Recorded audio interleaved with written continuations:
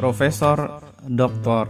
Sapardi Djoko Damono adalah seorang pujangga berkebangsaan Indonesia terkemuka yang dikenal dengan puisinya mengenai hal-hal sederhana namun syarat akan makna. Di 80 tahun usianya, beliau terbilang masih sangat produktif menetaskan karya. Sejak duduk di bangku sekolah, beliau sudah mengirimkan sejumlah karya ke majalah. Dan hampir setiap tahun ada karya yang beliau tetaskan. Bahkan pada tahun 2015, 4 karyanya mentas sekaligus.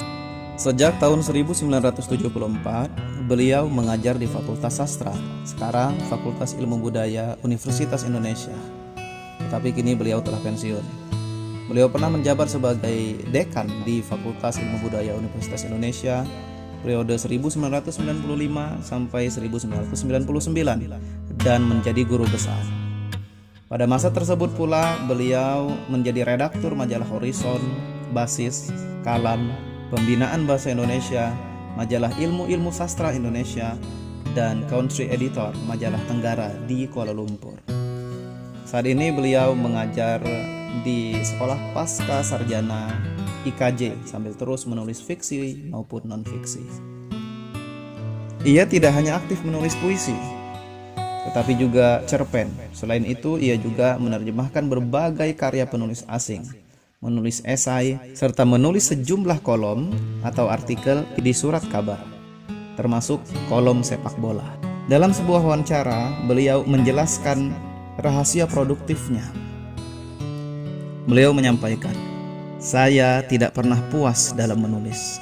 Saya menganggap tulisan saya yang sangat bagus adalah tulisan yang belum saya buat. Jadi saya menulis terus."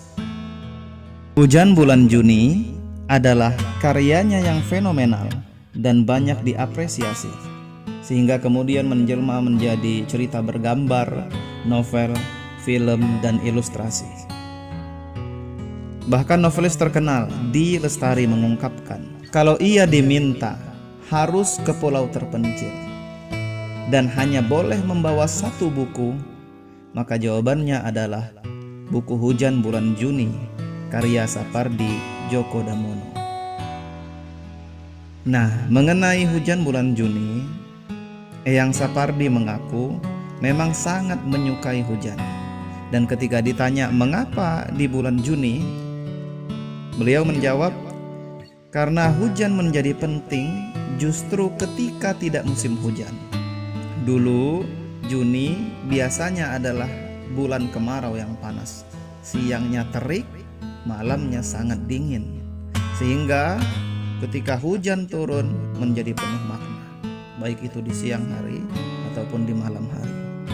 Dan ia begitu menikmati suasana indah saat itu, saat hujan turun di bulan Juni, di mana ada bau tanah yang jelas dan enaknya bunyi hujan yang laksana musik saat mengenai genting dan pohon.